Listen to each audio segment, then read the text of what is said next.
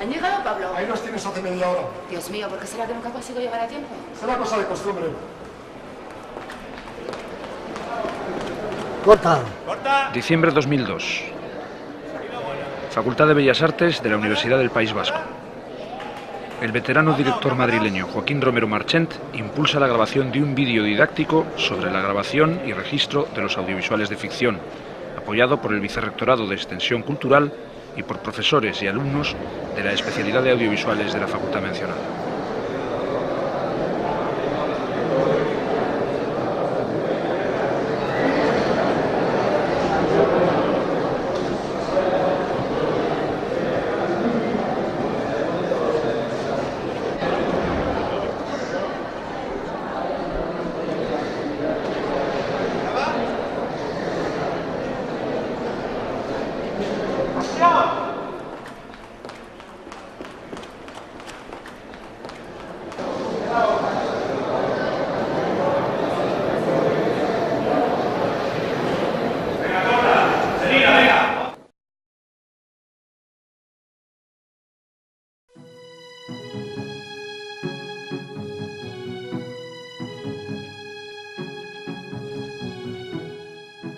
En 1953, con la película Juzgado Permanente, que consigue diversos premios en reconocimiento al realizador novel, debuta como director Joaquín Romero Marchent. Después de 7 años de aprendizaje duro, recorriendo todos los puestos de la profesión. Sor Angélica, 1954, es su segundo largometraje, un remake desastroso sobre una cinta homónima 20 años anterior. Producido por Emisora Films, Ignacio Fernández Iquino solo le vale para obtener continuidad laboral. Entonces, Romero Marchent sustituye al mexicano Fernando Soler al frente de la realización, en simultaneidad, de un díptico sobre el personaje creado por el escritor José Mallorquí, El Coyote. Las películas resultantes, El Coyote, 1955, y La Justicia del Coyote, 1955, estrenada 8 meses después de la primera, suponen, principalmente la iniciadora, un éxito de relieve. Si las críticas del momento resultan frías y contrarias, el aprecio de la profesión hacia el director y su esfuerzo serán determinantes. La productora Uninci, sabia nueva en el panorama del cine español, se pone en contacto con Romero Marchent para la realización de una obra maestra, Fulano y Mengano, 1956. La primera de las llamadas comedias neorrealistas del director. Protagonizada por el entrañable y emblemático José Isbert, bien secundado por Juanjo Menéndez y Julita Martínez, la película sufre desinterés y rechazo por parte de la administración. El hombre que viajaba despacito, 1957, con Miguel Gila, resulta un fracaso injusto a todas luces debido a los incumplimientos del productor Santos Alcocer. Le sigue la no del todo conseguida El hombre del paraguas blanco, 1958, fin de la trilogía neorrealista marchentiana y su primera coproducción con Italia. La falta de éxito de las anteriores provoca un alto en la dedicación directorial de Romero Marchent, hasta que en 1960 su antiguo productor español para El Coyote, 1955, Eduardo Manzanos, le propone una empresa similar con vistas a reeditar el éxito pasado. En coproducción con el francés Marius Lessard, soporte cromático y mayores posibilidades, se abre la posibilidad también de poder enfrentar una nueva dirección. Pero Marchent no solo deberá limitarse a dirigir, sino que será responsable de crear toda la infraestructura necesaria para explotar sucesivamente el invento. El éxito internacional, moderado pero más que suficiente, de La venganza del zorro, 1961, provocará la irrupción en el fenómeno del productor italiano Alberto Grimaldi, y con su llegada la posibilidad de enfrentar mayores ambiciones. Cabalgando hacia la muerte, en 1962, supone mayores apegos, y Tres hombres buenos, dirigida en 1962 pero no estrenada hasta principios de 1963, certifica el alcance industrial y el acabado de la fórmula, siempre en las manos de Romero Marchent. Conocidos los exteriores almerienses y todo su potencial, el director se asocia con 2 colaboradores indispensables para la logística de este tipo de cine, Agustín Medina y Félix Durán, para fundar la productora Centauro Films. Al 50% con Alberto Grimaldi, producen El sabor de la venganza, 1963, una obra maestra. La primera cinta en plasmar la topografía de Almería con relieve dramático y sensibilidad artística. En racha creadora, Joaquín Romero Marchent enfrenta la producción ambiciosa. Antes llega la muerte, 1964, su otra consecución más grande. Asociaciones con la compañía alemana Constantin Film, crecimientos desmesurados en las cantidades para todos los departamentos y la competencia hostil en el marco del género, una vez ha enfebrecido a las audiencias, van suponiendo frustraciones e intervenciones ajenas que merman la identidad marchentiana. El rompimiento con Alberto Grimaldi y algunas aportaciones como guionista, productor e incluso director para obras completamente ajenas van minando el prestigio del profesional. En 1971, la aparición de Condenados a vivir parece prometer nuevos caminos más en sintonía con los tiempos. Los thrillers conseguidos y sugestivos, El juego del adulterio 1974 y El clan de los nazarenos 1975 no suponen la recuperación de los logros pasados y el director termina por encontrar en el televisivo de ficción refugio ante los cambios habidos en los sistemas de producción. Con el excelente piloto El barquero de Cantillana 1975, Romero Marchent pone en pie una de las teleseries de mayor éxito y prestigio del medio producidas en España, Curro Jiménez, cuya elaboración le mantendrá en activo hasta finales de los 70. Algún que otro título sin interés posterior y la colaboración episódica para la segunda etapa de la serie, a mediados de los 90, completan su filmografía. Redescubierto por sus contribuciones y logros gracias al encuentro de Udine en 1998, donde se destacó y valoró el western europeo, y al premio de Almería Tierra de Cine de 1999, Romero Marchent encuentra, al fin, su justo lugar entre los mejores creadores audiovisuales mediterráneos de su época.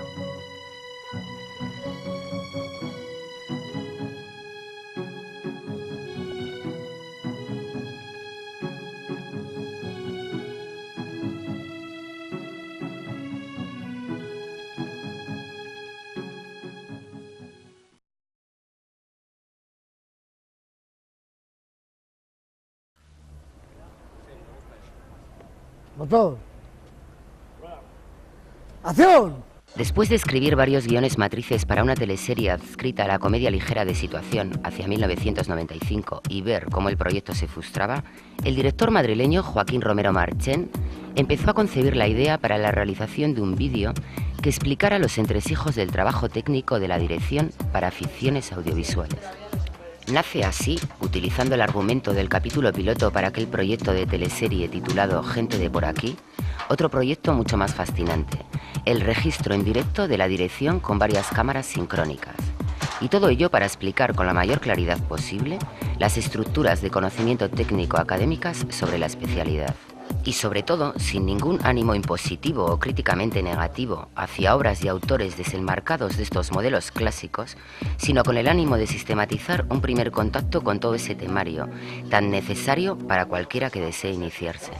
Si vienen los colocamos ahora, porque sí, para colocar las cámaras con los actores, para poder encuadrar. Las intenciones de cualquier trabajo audiovisual establecen, incluso antes de contar con un guión de trabajo terminado, las primeras determinantes del tratamiento visual y sonoro que deben trabajarse con los dispositivos técnicos: cámara, micrófonos, focos. Así, aún antes de empezar las lecturas con los actores, las referencias generales en torno a los contrastes lumínicos, alturas para los puntos de vista de las cámaras o las colocaciones de aquellas con respecto a los escenarios sucesivos se encuentran notablemente predeterminadas para conseguir el tratamiento oportuno. Eso es para decir que tenemos cámaras, porque lógicamente estamos retratando una comedia que no tiene que notarse la cámara para nada, y en cuanto rebusques el ángulo, entonces tiene que aparecer Drácula.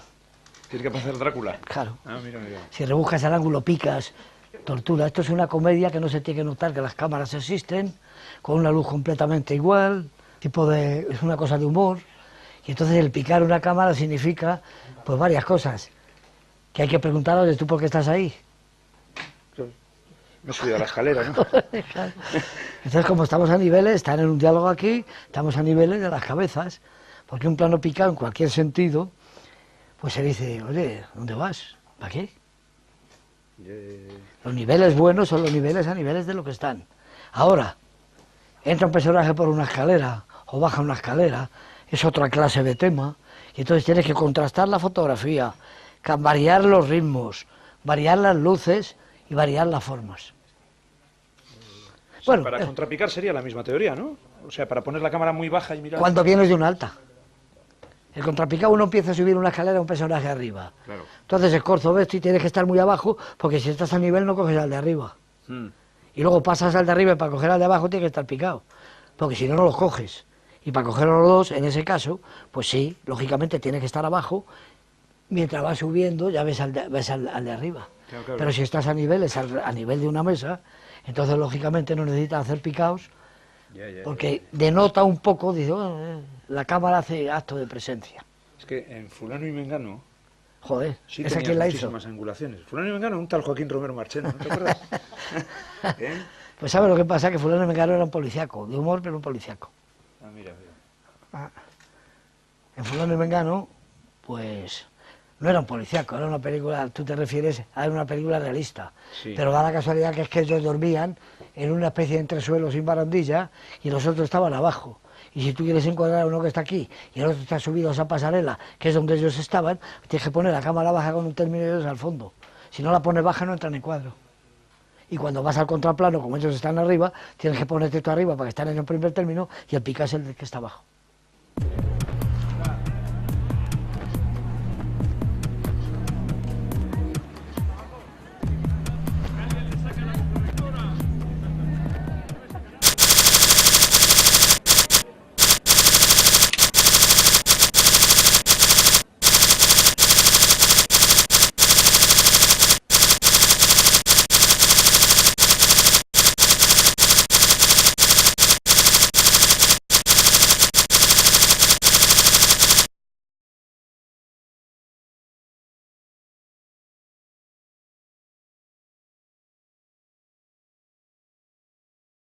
Sí.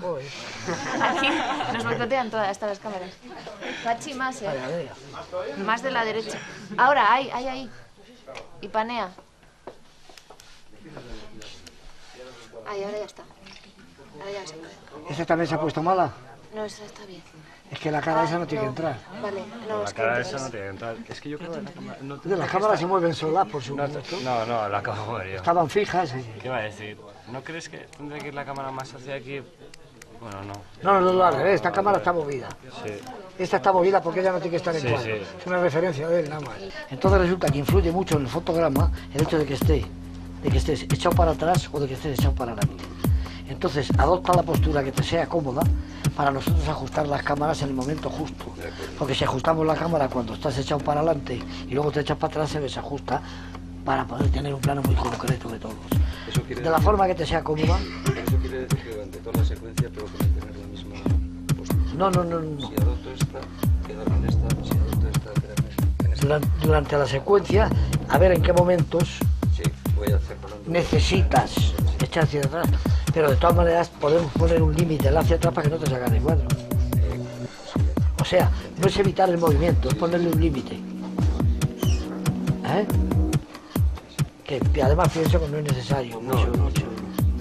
Bueno, ¿cuál es la postura que te es cómoda en definitiva? Para hablar. Así. Vamos otra vez. Oye, esta cámara desde que pide motor hasta que se pone en marcha... 3 segundos o bueno. Muy bien. Pues nada. Vamos con la cuarta. Si tenéis problemas me lo decís, esperamos, repasamos, pero absolutamente tranquilos, ¿eh? No pasa nada. Vale, esperad. Vamos a ver, ¿estáis?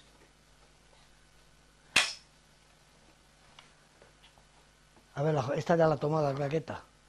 Sí. Muy bien, pues darle motor.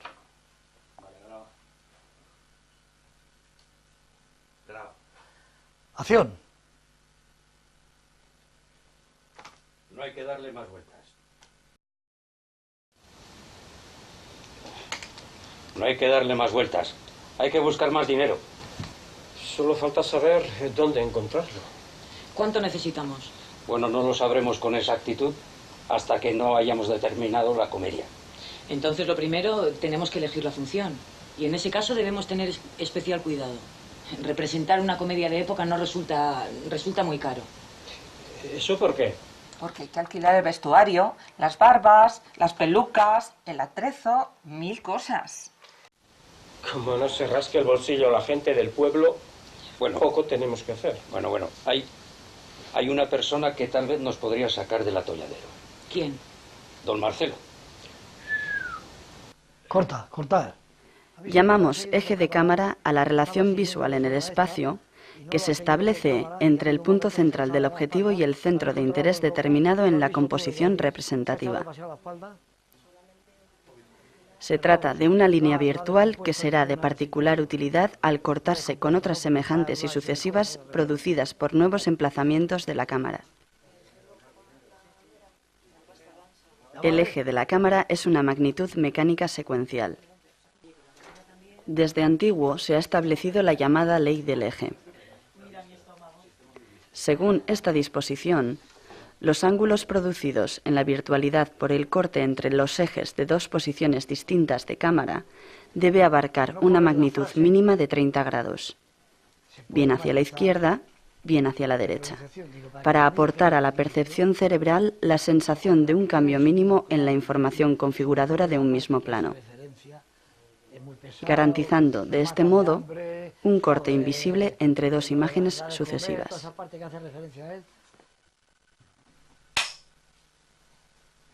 Muy bien. Y esa está. Sí, sí. Bueno, pues vamos a rodar. Sí. Silencio, por favor. ¿Ya se puede? Pues venga. Motor.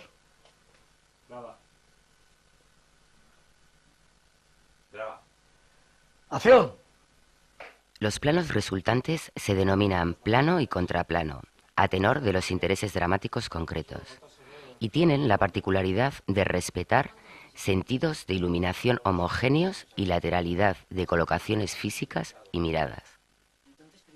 La relación sucesiva temporal del plano y el contraplano recibe el nombre de raccord o continuidad visual.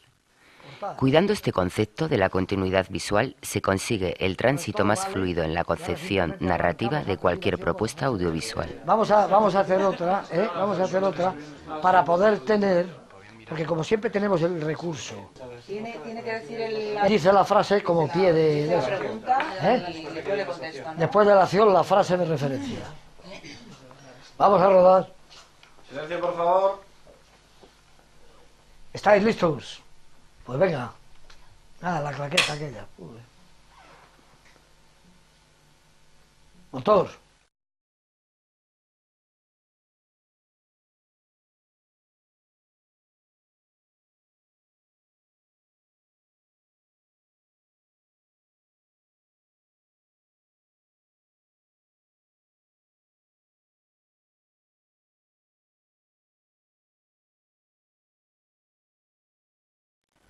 ¿Le importa que le haga unas preguntas para la radio?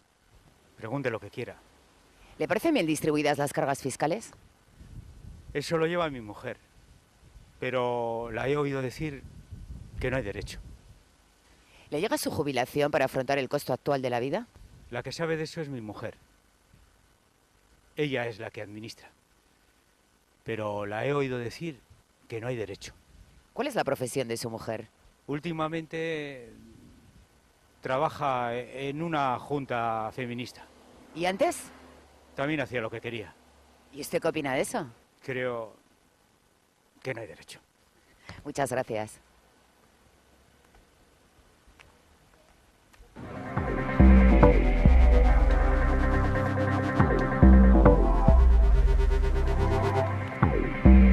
Determinado por las tensiones dramáticas del momento, el eje de acción es una relación lineal establecida en la virtualidad entre los personajes o los polos sensibles de concitar el protagonismo de un instante narrativo.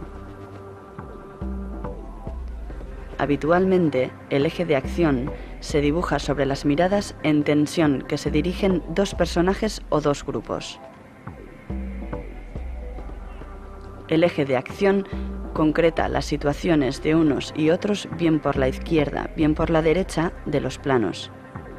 Es por esto que el respeto a su establecimiento inicial ayuda a resolver cuestiones actorales y a detectar nuevas posiciones de cámara adecuadas.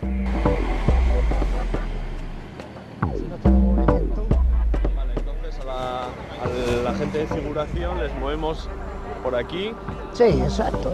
Y que pasen por donde pasen. Porque claro, por aquí no pueden pasar. No, no conviene porque no, claro, corta diálogo. Pero pueden pasar de allá para acá y de aquí para allí, pues alguien que pasa incluso por el esto. Ahora lo primero que tienes que hacer, ¿sabes qué? Para esta cuestión es mirar por cámara, ver los campos que están cogiendo del fondo. y entonces poner el movimiento en función de los hitos que ves. Como él va andando en este momento, es un señor que va por una calle y ella, que se dedica a hacer entrevistas a la gente por la calle, le sale al paso un señor que desconoce. Si cuando arrancamos la secuencia ya están aquí parados, parece que se conocen. Es obvio, ¿no? Entonces él viene andando a esta marca, viene andando a esta marca. Entonces tú, desde aquí, como que estás esperando a la gente en el eso, ves que viene uno con estas características, y entonces le sales a cuadro, te vas a tu marca, y entonces, como hemos visto que llegas, ya sabemos que no le conoces de antes, sino que eres un reporter, le importa que le haga alguna pregunta con la radio, si no, no tiene sentido. ¿Esto de quién es?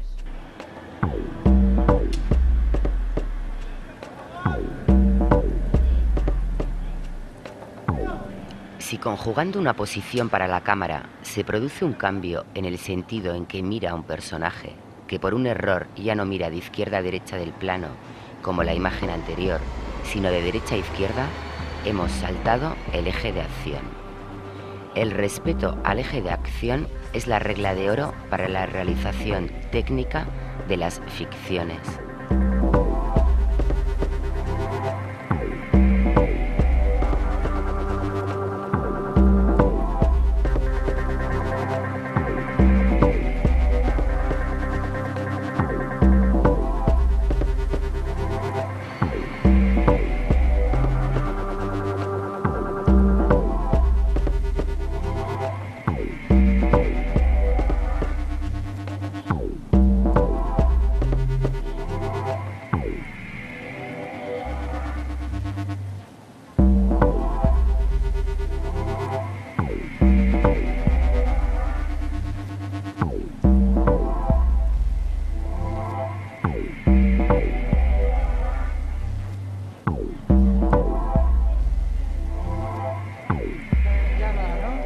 Amigo.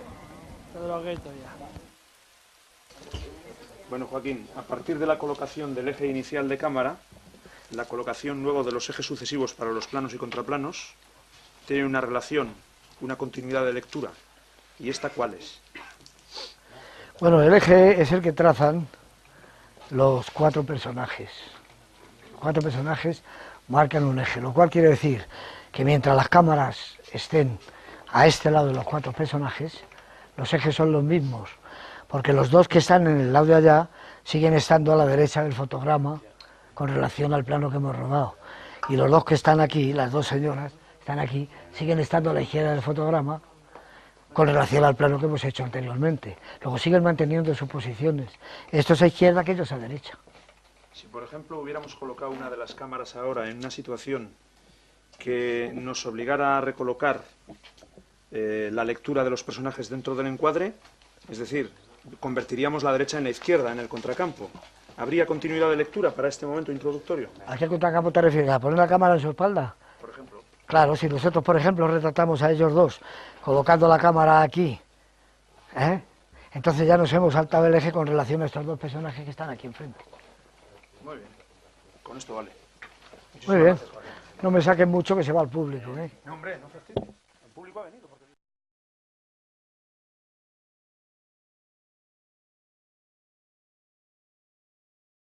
Arriba. Sí, quítale un poquitín de ahí. Vamos a ver. Silencio.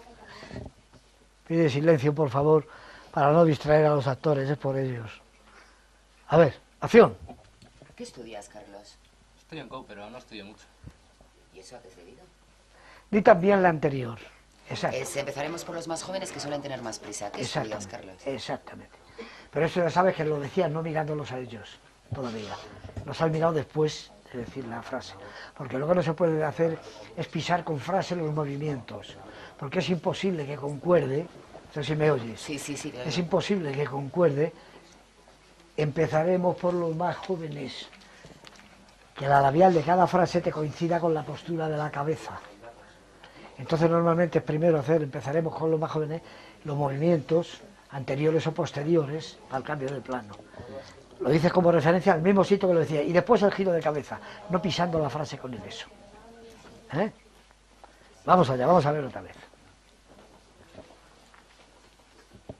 Ahí, exacto. A ver. Silencio.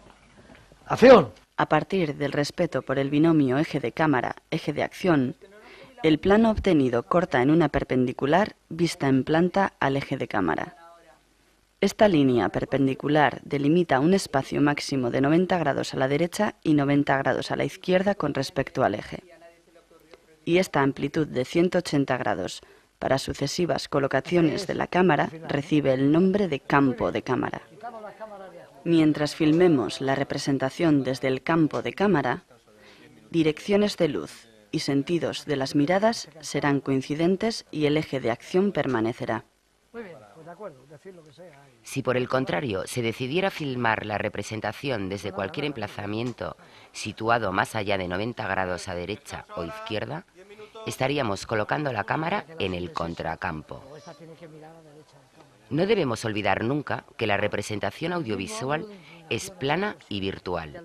Por ello, si filmamos la misma escena desde el campo y el contracampo en alternancia sucesiva, direcciones de luz, sentidos de las miradas y fondos aparecidos serán opuestos. Con ello, solo conseguiremos producir confusión y contradicciones perceptivas. Es la línea que une a la que está sentada ahí dentro con el personaje que está en la puerta. Esa raya significa que quien está en la puerta, como ella ha mirado a izquierda de cámara, la raya está ahí, está aquí, estamos en este lado de la raya. Si nosotros no nos pasamos al otro lado de la raya, aquella tiene que mirar a la derecha para estar a este lado de la raya. Porque si aquella mirara a izquierda, estábamos a este otro lado de la raya que une a los dos personajes. Y entonces parecería que están mirando a un señor que está en Burgos tomando café. ¿Estamos? Sí, sí. O sea, ella mira a izquierda, esta mira a derecha, y después el ángulo de inclinación, si aquella miraba muy pegada a cámara, esta, lógicamente, por correspondencia del plano, pega bastante pegada a cámara, pero tiene que mirar al sitio donde estaba. Bueno, pues más o menos. Quien se movía desde el campo de izquierda a derecha lo hará al revés desde el contracampo, produciendo la lectura de un trayecto contrariado. En las ficciones tradicionales, el cambio del campo a contracampo se ha utilizado para plasmar enfrentamientos y éxtasis violentos o críticos. Naturalmente, en la mayoría de los casos, el cambio de campo a contracampo supone el salto del eje de acción, su pérdida y su anulación. Hola, Jeff. Confieso que me alegra veros, aunque era lo que menos esperaba. ¿Estás asustado, tragalibros? Chet, te advierto que este es el lado de la ley. Por una vez.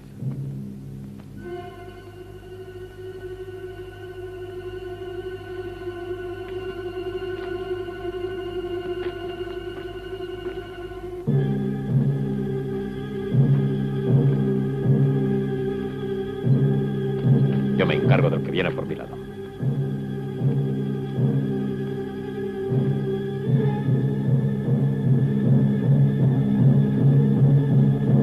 Tuyo es el de la derecha, sheriff. No disparará aún, está muy lejos. ¿Tú crees, profesor?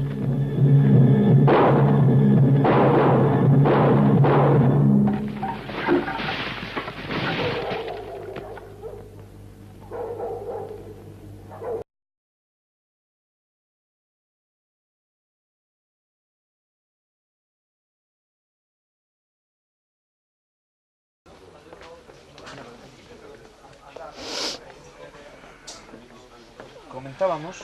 Sí, la mano. No, un poquitín aquí en la aparición del término de la mesa y un poquitín de altura arriba. Si sería conveniente corregir o lo dejamos así, ¿qué te parece? No, ¿sabes qué pasa? ¿Que dices que tiene demasiado aire? No, es que corrigiendo un poquitín el aire arriba también nos cargamos el término de la mesa en diagonal. Cerrando un poquitín. Eso también, levantando la cámara un poco. ¿Sabes qué pasa? El único Dime. problema que tenemos es que tiene que mirar a la derecha y si cierras dejas una mano fuera. Claro. Sí, sí, sí, sí. Al cortar la mano izquierda. Muy bien. ¿Comprendes? Y en cambio aquí, ¿por qué dices? Porque se ve un pico de mesa y Claro. no se sabe lo que es. Eso es.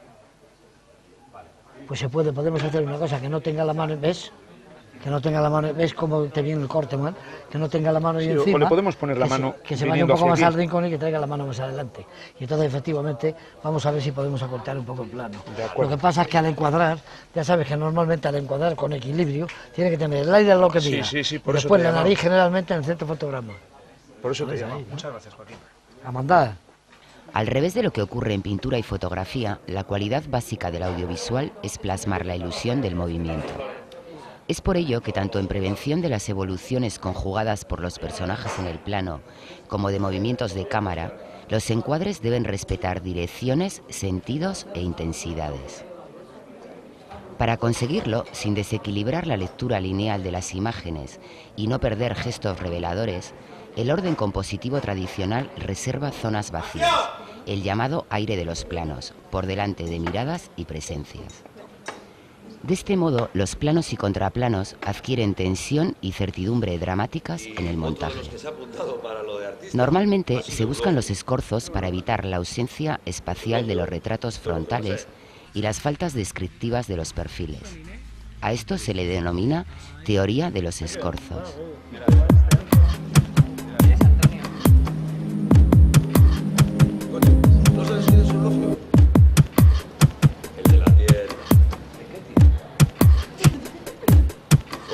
¿De qué tienda va a ser? ¿El de la de flores? ¿Tienes foto o te lo haces?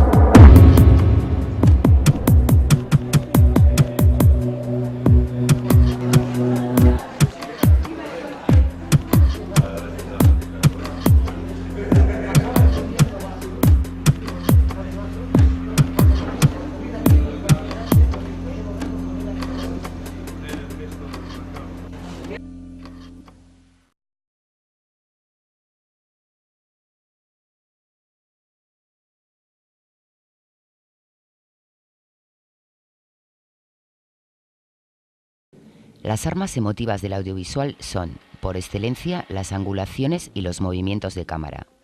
Las angulaciones, picado, normal y contrapicado, según el punto de vista de la cámara se relacione con la escena desde un punto más alto, en paralelo o más bajo.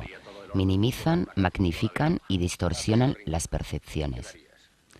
Se dota a magnitudes naturalistas de aspectos insólitos y se consiguen comentarios altamente atractivos.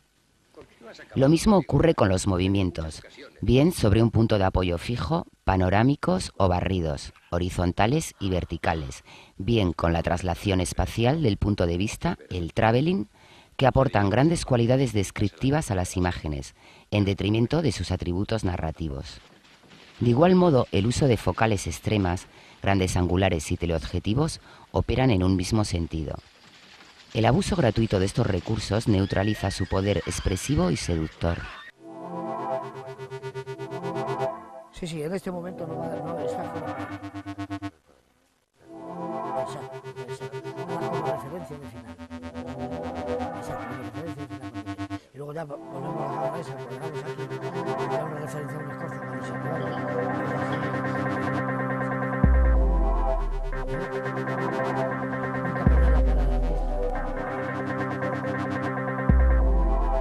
Ahora empezamos.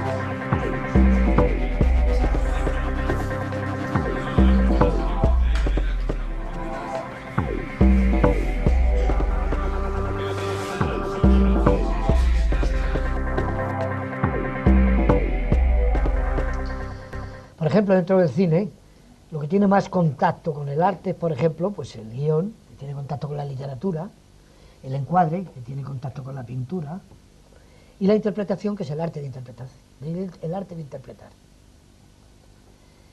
Entonces, estos tres puntos reconocidos como puro arte, resulta que en todos los casos de las tres facetas artísticas están supeditados a la técnica, que es fría y calculadora y conocida en la cabeza.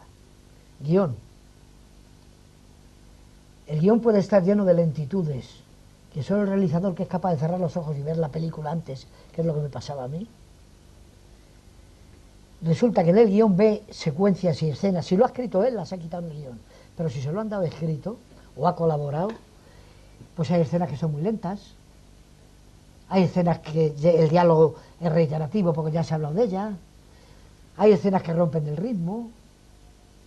Lo cual quiere decir que cuando se conoce el ritmo y se incorpora un guión, y se conoce la continuidad, y se conoce cuando una cosa es repetida, no se puede repetir una escena.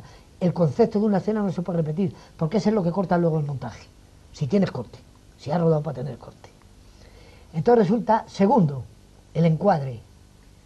El encuadre, lógicamente, si estás en un exterior, tiene más posibilidades que tenga belleza plástica. Tiene más posibilidades que tenga belleza plástica, porque un exterior te da una belleza que obviamente no te da el despacho del juez. Que tiene una pared muy pegada al sillón y esas cosas. Entonces, en el exterior, ¿qué tiene contacto con la bella arte de la pintura? El encuadre, el equilibrio del cuadro. Entonces, lógicamente, hay encuadres que están desequilibrados, porque, por ejemplo, técnicamente, si tienes un personaje en cinemascope que mira a derecha y está solo, plano corto, tú tienes que recargar el aire de donde mira al lado de donde mira. Si tú le pones pegado el fotograma en el escope y tienes el aire por detrás, te has cargado el encuadre. Eso es mecánica pura. Eso es conocimiento mecánico de lo que significa el encuadre. Y después, al planificar con el diálogo, significa que hay partes de una película donde el protagonista, por diálogo o por situación o por penalidad o por lo que quiera que sea, se convierte el paisaje en protagonista. Entonces, ¿cuál es el sitio de la cámara? El darle protagonismo al paisaje, porque es el protagonista en ese momento.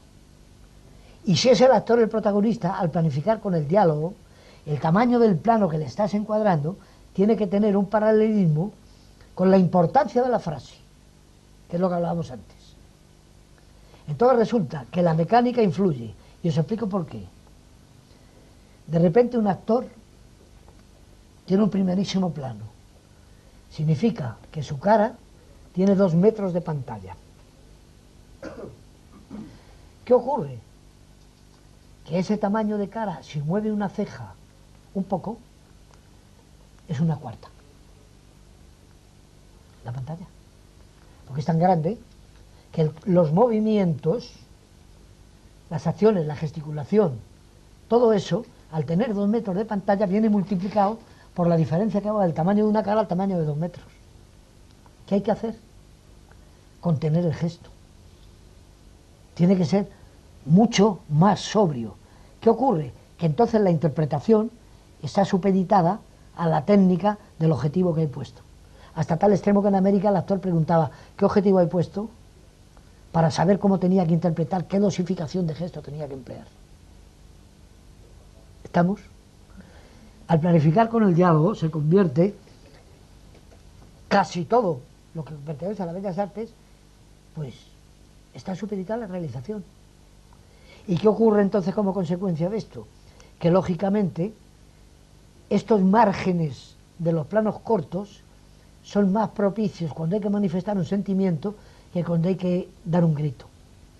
Porque el grito desorbita el gesto y el sentimiento no hace falta hablar nada. Ayer lo hablaba yo con este amigo de lo que significa en cine el diálogo de los silencios. Los silencios hablan. ¿Por qué hablan los silencios? Porque transmiten sentimientos. Estás en plano corto y los viejos que somos muy propicios a emocionarnos, como me pasa a mí, antes me emocionaba, pues entonces resulta que tiene a través de los ojos la posibilidad de que los ojos se llenen de lágrimas, la posibilidad de un silencio que traga saliva y que está contando las cosas del interior. O sea, Por eso le llamo el diálogo de silencio, porque cuenta cosas de lo que está sufriendo, de lo que está pasando, de lo que está pensando o de lo que está disfrutando. ¿Qué ocurre? Que la cámara se ha convertido en el principal protagonista de todas las circunstancias artísticas, porque el actor tiene que supeditar su fórmula expresiva al objetivo que el director ha puesto en la cámara, previo acuerdo.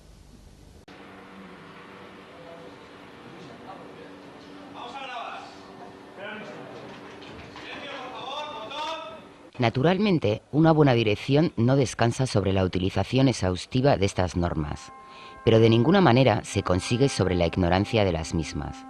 Después de todo, las reglas se han hecho para aportar no solo respeto, sino discusión y transgresión. Y estas solo pueden disfrutar de todas sus cualidades positivas cuando se producen desde el conocimiento más completo. Saber más ayuda.